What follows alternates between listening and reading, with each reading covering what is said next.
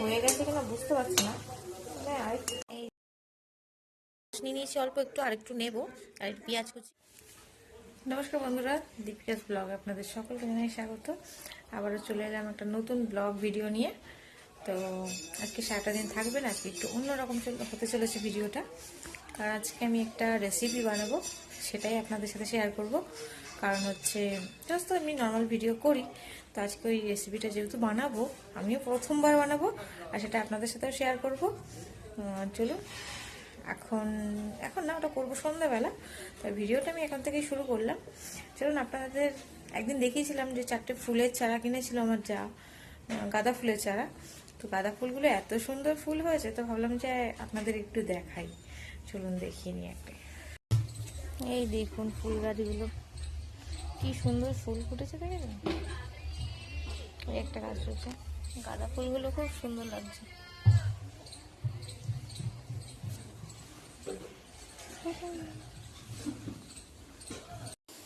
এই যে আজকে রান্না করব চারাপোনা মাছ। এই মাছটা কি দিয়ে ঝোল করবো এখনো ঠিক হয়নি। আর হ্যাঁ, যেটা আপনাদের দেখাবো বললাম, এই যে লোটে মাছ, এই লোটে মাছটা দিয়ে একটা রেসিপি বানাবো, সেটাই আপনাদের সাথে শেয়ার করবো। যে কি বানাবো সেটা পরে বলছি। আপনাদের তখন বলেছিলাম যে আমি একটা রেসিপি দেখাবো আজকে, কারণ হচ্ছে লোটে মাছ দিয়ে একটা জিনিস বানাবো, লোটে মাছের চপ বানাবো। তো সেটাই দেখাবো আপনাদেরকে। চলুন, এখন তো বাজে সন্ধ্যা হয়ে গেছে, কারণ আমি তখন বলেছিলাম যে সন্ধ্যাবেলার দিকে বানাবো। তখন সকালবেলা যখন আমি ভিডিওটা যে শুরু করেছিলাম অনেকটাই বেলা হয়ে গেছিলো, রান্না টান্না করলাম, খাওয়া দাওয়া হলো, রান্না করলাম, সবটাই হয়ে গেছে। তো চলুন, সেসব তো দুপুরের পাট চুকে গেছে, সন্ধ্যেবেলা কেউ বাড়িতে নেই, আমি দেখি ওটা বানাই, কিভাবে বানাই সেটাই আপনাদেরকে দেখাবো। এই যে কড়াই বসিয়ে দিয়েছি, আর কি কি জিনিস নিয়েছি আমার এখানে আমি দুটো কাজ এগিয়ে নিয়েছি। এই আলুটা সিদ্ধ করে নিয়েছি দুপুরবেলাতেই, আর করেছিলাম যে লোটে মাছটা নুন হলুদ মাখিয়ে অল্প একটু সিদ্ধ করে পুরো কাঁটাগুলো ছাড়িয়ে নিয়েছি। তো ওগুলো তো গুছিয়ে নিয়েছিলাম, কারণ আমি রেডি করে রেখেছি যেহেতু সন্ধ্যাবেলা বানাবো ওই কারণে। আর এখানে দেখুন আদা কুচিয়ে নিয়েছি, আর রসুন, কাঁচা লঙ্কা আর পেঁয়াজটা একটু বেশি পরিমাণে নিয়েছি।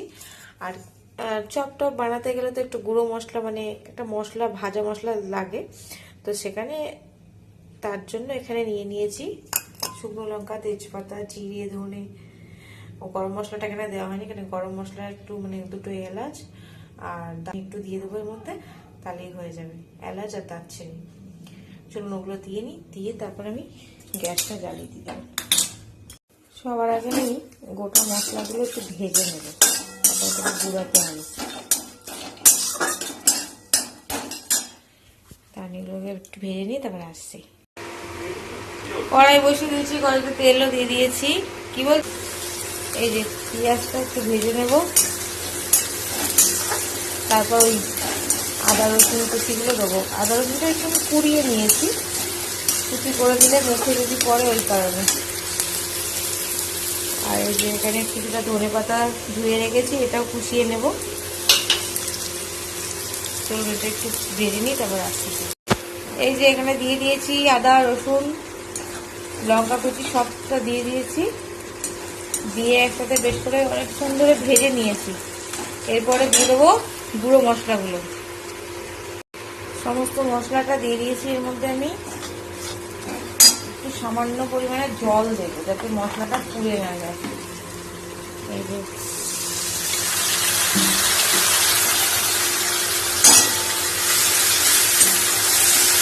এরকম করে ভালো করে মশলাটা কষিয়ে তারপর লোটে মাছটা দিয়ে দেবো এর মধ্যে।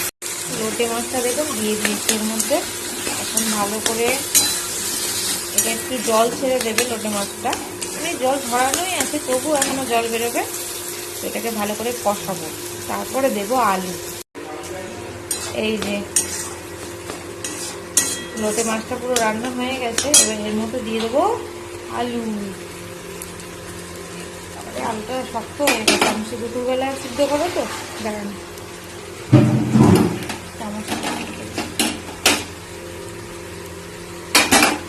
এই যে দেখুন আলুটাও দিয়ে দিয়েছি এর মধ্যে।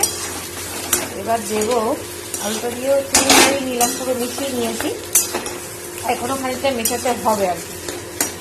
তো এবার দেবো ওই যে গুঁড়ো মশলাটা করেছি, তো মিক্সিতে অল্প মশলা বলে গুঁড়ো হচ্ছিল না, আমি আবার করলাম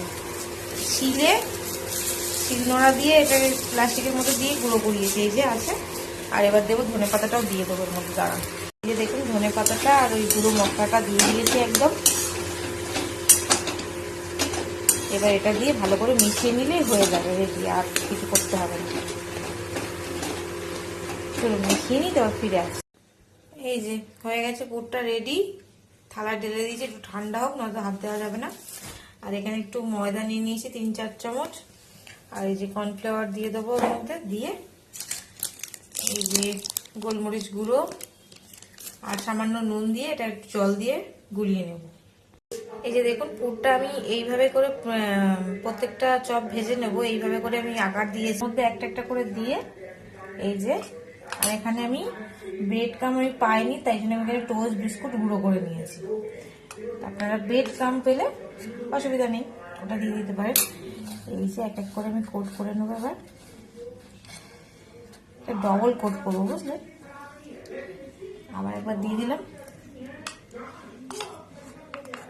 দিয়ে এই যে। তাহলে এইভাবে করে প্রত্যেকটা করে নেব। আর দেখুন আমি দুটো করেছি, দুটো আপনাদের দেখিয়ে দিই। এই যে এই দুটো করে রেখেছি। আর একটা জিনিস আমি করবো কি বলুন তো, এই যে ক্যাপসিকামটা দেখেছেন কি দারুণ দেখতে লাগছে। তো এইটুকু পুর আমি রেখেছি, আমি ক্যাপসিকামের ভেতরে পুর দিয়ে একটা ভেজে দেখবো কেমন লাগে। চলুন এগুলো সবগুলো করে নিয়ে আগে তাড়াতাড়ি। সব কটা চপ আমি গড়ে নিয়েছি এক এক করে, দেখুন এই যে সব কটা গড়ে নিয়েছি এবার। আর এই যে ক্যাপসিকামের মধ্যে না দুটোতে পুর দিলাম, কারণ হচ্ছে যদি ভালো না লাগে তখন কি হবে। আর এদিকে তেলটাও গরম বসিয়েছি, এবার আস্তে আস্তে ভেজে নেওয়ার পালা। এই যে এক এক করে এবার ছেড়ে দেবো কড়াইতে।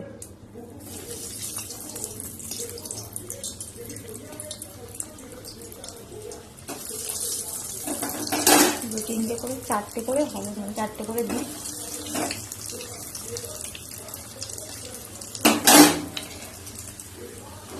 ভেজে নিয়ে এই যে ভাজা হচ্ছে, কি হয়ে গেছে কিনা বুঝতে পারছি না, মানে আর একটুখানি হলেই হয়ে যাবে। দেখুন আর একটু ডুবো তেলে ভাজলে ভালো হয়, তবে বাড়িতে তো ঠিক আছে অল্প তেলে।